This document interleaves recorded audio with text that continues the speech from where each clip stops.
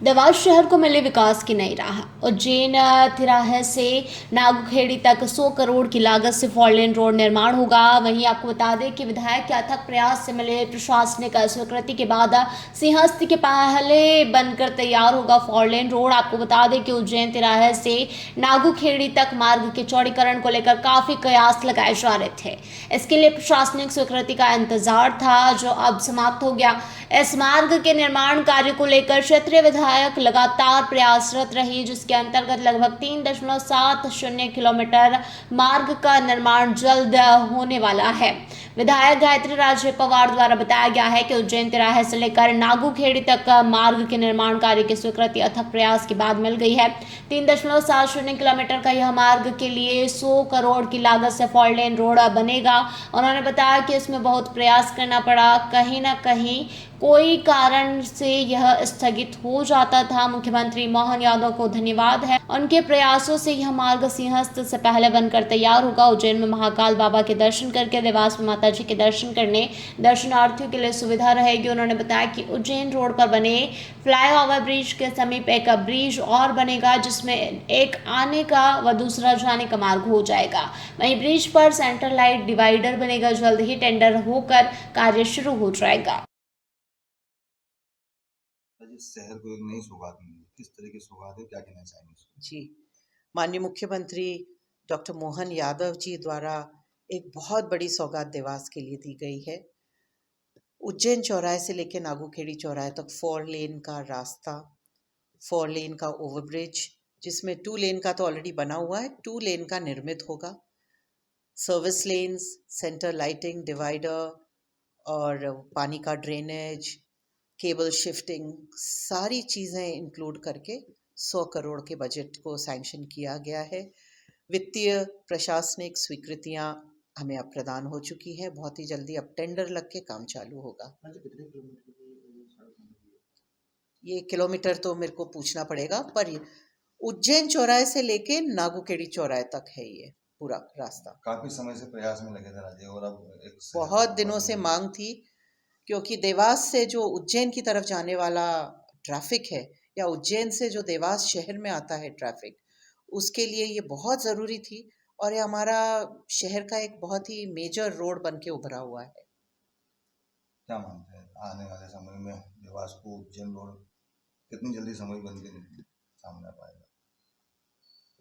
हम लोग ज़्यादा से ज़्यादा तेज़ी लाने की पूरी कोशिश करेंगे। इसकी वित्तीय स्वीकृति, प्रशासनिक स्वीकृति हो चुकी है, इसलिए अब केवल टेंडर की प्रक्रिया बची है। तो टेंडर प्रक्रिया शुरू होते से बहुत जल्दी ये काम चालू होगा, और मैं मानती हूँ सिंहस्थ से पहले किसी भी हालत में हम इसको लोकार्पित कर देंगे। रोड बनने से पहले जो वहाँ पे लोग या स्थानीय लोग या जो दुकान है, उनसे भी प्रशासन संपर्क करेगा कि उसको लेकर क्या चर्चा की जाएगी? जी, वैसे तो रास्ता अपने आप में बहुत चौड़ा है, खुली जगह है, बहुत तोड़फोड़ करने की ज़रूरत नहीं होगी। जो कच्ची गुमटियाँ हैं या कच्चे ठेले लगते हैं या कच्ची घर बने हुए हैं, उनको जो नपती के बाद हटाने का काम होगा वो होगा। पर वैसे वो रास्ता खाली ही है और बहुत आसानी से ये 4 लेन रास्ता बन जाएगा। और आपने अभी पूछा था कि कितने किलोमीटर लंबा है, ये 3.25 किलोमीटर के लगभग है रास्ता। इसमें जो ब्रिज है, अभी जो एग्जिस्टिंग ब्रिज है, क्या उसका चौड़ीकरण होगा या उसके साथ एक नया ब्रिज बनेगा? इसको बिल्कुल नहीं छेड़ा जाएगा, ये काफ़ी अच्छी स्थिति में है।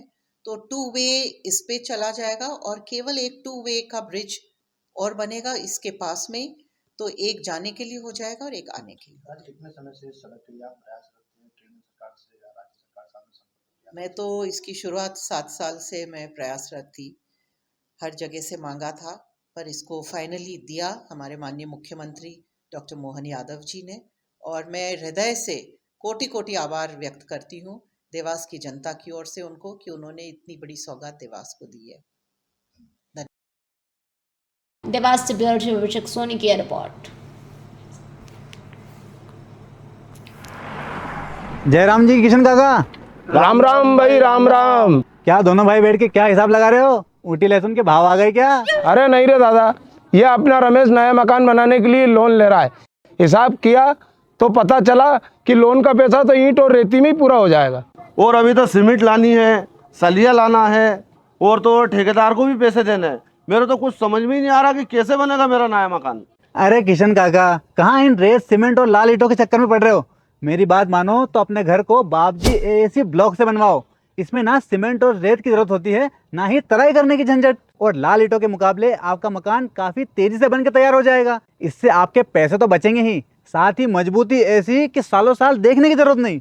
और इससे आप अपना मकान ही नहीं, कुएं और खेत की बाउंड्री वॉल भी बनवा सकते हो, जिससे रोजड़ों की समस्या भी खत्म हो जाएगी। वाह भाई, ये तो कमाल की चीज है। फिर तो मैं अपना घर बाबजी ब्लॉक से ही बनवाऊंगा। और मैं अपने खेत की बाउंड्री वाल। ज्यादा जानकारी के लिए स्क्रीन पर दिए गए नंबर पर अभी कॉल करें। बाबजी एएसी ब्लॉक्स, स्टील से मजबूती।